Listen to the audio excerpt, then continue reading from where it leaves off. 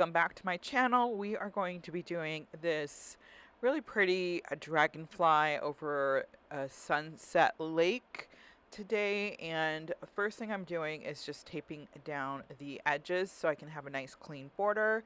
And then I'm going to take the stencil, which is available in the description below, and tape just the top part to it so that I can lift it and check out where I am on the tracing. I'm using, you can use carbon paper or graphite paper, which of course is listed in my supplies, or you can just put it up against a window, multiple different ways. So I'm going to start with the sky, and I'm going to do a wet on wet background, avoiding the moon area. And so I'm just taking a big, it's the silver brush, and I think it's a size 12. Just a big, I'm using a 9x12 watercolor paper, so I wanted to use a big brush, and I'm covering like the top third of the paper with water, and then I'm going to paint on the watercolors. I'm using liquid watercolors as always, and I just, especially for things like this, I think the liquid watercolor just shines because they're so vibrant. And I've noticed recently I had a couple of watercolor students in one of my classes, and when I asked them if they use liquid watercolor, I didn't mean to laugh. I was actually laughing at a dog outside. I wasn't trying to laugh at the students. Somebody's walking their dog, and it's got the leash in their mouth and kind of walking itself. So I was just laughing at that. I get very easily distracted by, I don't want to say dogs, but I really get distracted by everything. And they said, I asked if they had used liquid watercolors before, and they mentioned a brand that I know does not do liquids, they do the tubes.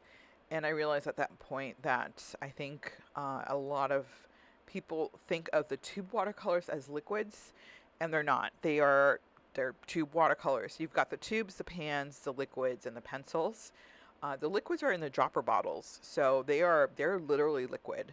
And so if you're new to my channel, then that might be good information. If you've been on my channel for a while and you haven't known this, that is completely my fault for not even distinguishing that at any point because I just assumed. So I apologize. Totally my fault. You're probably like, wow, thanks Tina for sharing that 200 videos in. So there you go. Better late than never, right? So I'm using a true blue here, and this is going to dry quite a bit lighter than this. So I'm actually going to go in with quite a few layers. And then of course avoid I apologize, my text is still on my laptop. I did not mute my text, but you'll hear that chime. So I apologize. I'm trying to, of course, mute it while I'm also talking. But anyway, so I'm going to layer in a couple of colors, and what I did was took my towel and kind of dab around the moon, and the reason being is I want to lift that color from around the moon so that you kind of get that moon glow. So I did that by lifting it with a paper towel. So now I'm taking the black and going in at the top end of my painting. I think what I did was just kind of looked at it and was like, yeah, it's a little too blue. I just want it a little bit darker. So I'm using a mix of true blue, and I couldn't remember what the name was. I think it's hyacinth blue that I'm also using as well. But really any kind of like indigo, dark blue that you can use. It doesn't have to be the same colors. And then just kind of keep that glow around the moon. The air conditioning just stopped and now is suddenly quiet. So also I've added the magenta. It is called, bear with me, it's called quinacridone magenta. I don't even know if I'm spelling that or saying that correctly, but quinacridone,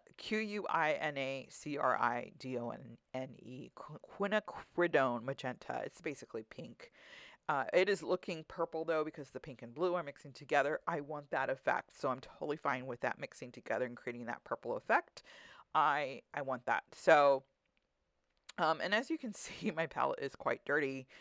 I think this is a good thing. I want my palette to, I hardly ever clean my palette. I really only clean my palette when it starts to get a little dusty or if like lint falls into it. So I get some colors in there and they're mixed together. There's no point in, remixing it. So here I'm adding some yellows and reds because the idea is that the sun is just set. So you've got still have a little bit of that glow from the sun coming up or going down. Sun set, Tina. So the sun would be going down. So you have a little bit of that sun going down. So you have a little bit of the red and the yellow being cast onto the sky. I just like how vibrant the sky is. It is supposed to be a little bit more on the mystical side. So I'm not really worried about it looking too realistic. I'm going for a little bit more mystical. And I'm just kind of using some of the mix of the colors. Like you can see, I'm going back and forth over the colors. I'm using the colors that are already mixed together on the paper and just kind of going back and forth with some brush strokes. It's just to create this kind of I don't know if it's really more fog or just like a haze in the sky. I am not looking for a perfect blend here. I'm purposely doing it this way. And then I'm taking the gamboge and I'm going into the water area because the sunlight is reflecting onto the water. And I'm taking that hyacinth blue and also streaking that in. I'm really kind of being haphazard about this. Now, one of the things that to get these nice straight lines is to work pretty quickly. If you try to draw a straight line where you like carefully trying to do these streaks, then they don't end up straight. But if you try to do it quickly where you don't think about it, then it's a lot easier to do these kind of very nice straight lines onto your paper. And I also support my hand onto the table so I can have a little bit more of a steady grip onto the brush as well. And I'm also using a cobalt violet here on the left side. That's why it looks a little bit more violet. So as you can see in the top, that purple from the pink is a little bit different. This cobalt violet's a lot more dark. And this is also going to be the same color I use to do the dragonflies. I was distracted by my own hand on the left hand side there. I'm holding the dropper from the turquoise. I just dumped it upside down on my palette because it's pretty much done, and I'm a firm believer in not wasting a single drop, so I have it dumped upside down, as you can see, and now I'm just adding the blue to the bottom just to give it that more finish off that pond area or lake. I'm not sure. I'm guessing it's a lake, and just streaking that in. So that's why there's the bottle. And you can see now that's what a liquid watercolor bottle looks like. So I'm going to just keep streaking this in until I get it to the effect I want. I'm also just trying to use up everything I have. I'm trying to remember. I painted this a couple weeks ago, and I'm pretty sure I had more paint. I think I was just being lazy and didn't want to get up and get it. So turquoise is one of those colors I keep in stock because it does go off my shelf pretty quickly. Yes, I sell the supplies in my studio. So a lot of people come into my art studio and they pick up their Dr. P.H. Martin watercolors. So that's why those are one of the colors. So turquoise, Payne's gray. Those are the colors I keep in stock quite a bit. Of course, purples, oranges, yellows, all the different colors. I recently messaged Dr. P.H. Martin and told him, I want to be your ambassador. I don't know exactly what that means, but I asked him for it. So cross your fingers that happens. I'm like, I exclusively use your watercolors, so can I be your ambassador? Just make me like your official name of your colors and your paint. They probably think I'm crazy. Who is this crazy lady in New England messaging us? But with that said, I'm sure they do know my name because I place significant orders every single month because I use these to teach all my classes. So I am adding some of this purple to the moon, and then I take a clean, wet brush that's not too damp. You just kind of want to dry the excess water off of there and using that to kind of blend that purple downward just to kind of give it that cool little purple look. As you can see from this brush, it's a Princeton brush. It is very well loved. It's completely, the wood is falling off of it. And I have other ones that are new, but for some reason I just always end up grabbing this one. I don't know why. So I'm using a cobalt violet for the dragonflies because when you look at their wings, they do have like a little bit of an iridescence to them, which I don't add in this painting because it's meant to look more like a silhouette. But if you look at their wings, they're not like a light gray. They do kind of have like that violet uh, see-throughness to them. So I'm literally using the cobalt violet to do the wings, and that's why I think they kind of look see-through in this. So I want to see if this was an accidental thing. I don't think I purposely said, hey, let me do violet because that looks right. I think it was just more what I pulled off my palette, and it just happened to work, and I was really happy with it. Happy accident, right? So 2 little dragonflies together, so I'm painting the other one. I end up freehanding the second one because I couldn't see my trace lines on here. So when you do traces, maybe trace it a little bit darker than I did.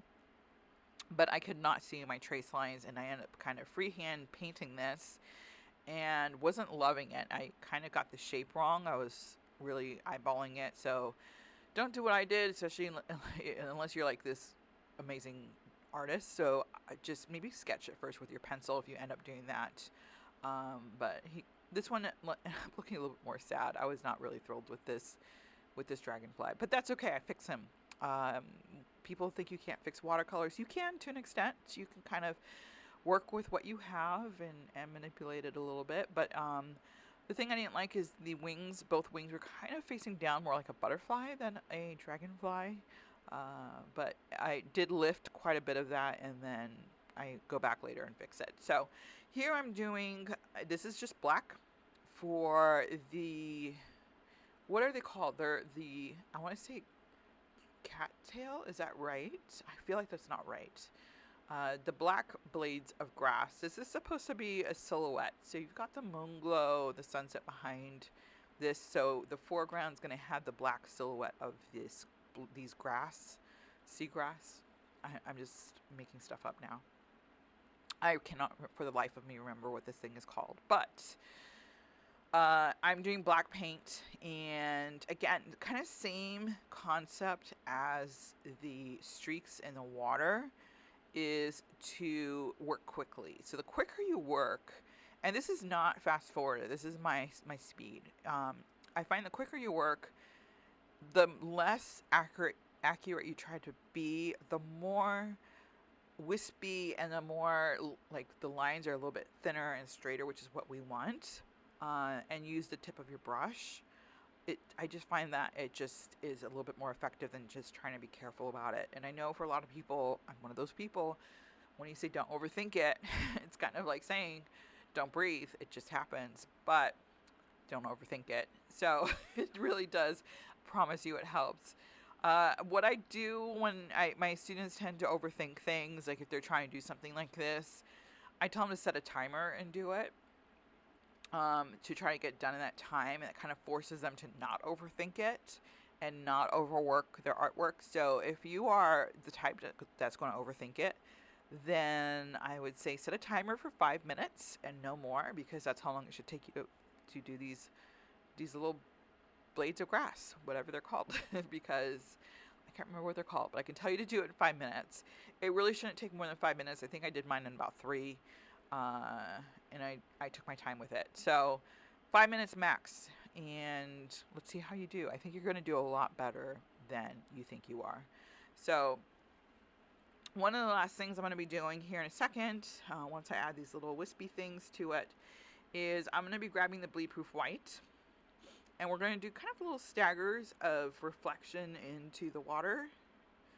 And I think it's just kind of nice way to just add some reflections. And then here we are, me trying to fix the wings. I think I did a better job fixing the wings because I straightened out that top part a little bit. As you can see, I'm kind of going out further because the wings were a little too short for me, and then just kind of altering it a little bit. So I love it much better once I fixed it. Before that, it looked too short and fat to me. So I'm much happier with the fix I did. So here we go. We're going to put the little reflections in the water. I am taking the bleed proof white, which is here on my palette knife. I am using a little dotting tool to kind of just do these little staggers of bleed proof white. As you can see to the left of that is actually just from my brush being a little too dry. Those little white spots, that's the white of the paper. So I like the effect. I left it, and now I'm kind of duplicating it with some drops of white in there. And if you're using white paint on top, so white paint, like a white watercolor, won't really sit on top of it appropriately. you want to use something like bleed-proof white or a white gouache gel pen. But if you try to use white watercolor, it's just going to look kind of chalky. It's not going to have the effect you want at all. So either grab a bleed-proof white or a gouache, which is not watercolor, or you can grab, well, gouache is like in the family of watercolor, or you can grab a gel pen, which is definitely not watercolor. But any of those will work, and you kind of can see how I'm doing these little dots in there. I'm just kind of dragging my dotting tool, and it's creating these little staggered dots on there. Imagine that, a dotting tool making dots. I give you very insightful information. So I just thought this kind of added a really cool final effect to the water. And I'm teaching this as a paint night, so anytime I do something as a paint night, I tend to really kind of keep it on the simpler side. If I was trying to do a full portrait or a full workshop, I would definitely be going a lot more detail into the water and the sky, but this is a much simpler piece. So if you're looking for something a little bit easier, then this is probably going to be good for you. So same thing, bleed-proof white. Imagine if I could really paint this fast, but bleed-proof white for the stars, dotting tool, and I'm going to add some shooting stars to here as well, because we are leaning into the whimsical a little bit. But yeah, I know people do sometimes splatter. I like the control of using a dotting tool instead, because I don't know, I just like controlling it. Sometimes splatter looks like splatter, it doesn't look like stars. I'm adding some little bright stars here. Like I said, I'm leaning into whimsy. I'm taking a 000 size brush now to do the meteor, and then I'm going to remove the tape. After I remove the tape, I'm going to go ahead and take a micron pen. Look at that. Removing the tape just gives it a really final, it just cleans it up. And you're like, okay, I like this. So now I'm just taking a micron pen and going in and giving this guy little legs. Dragonfly needs legs, right? And I'm going to give him his little antennas. I assume they have antennas. I think they do. I'm pretty sure they do. It's been a while since I've seen a dragonfly. It's still cold here. It's not like winter cold, but we're struggling here. It's still in the 50s. No dragonflies yet. It's probably going to be like 90 degrees next week. Who knows? New England's wild with the weather.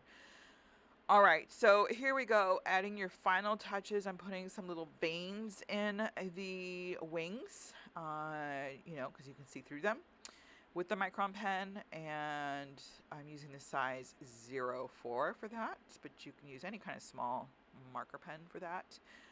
But let me know, what did you think? Did you give this one a try? Do you like this? Do you want to do something like this again?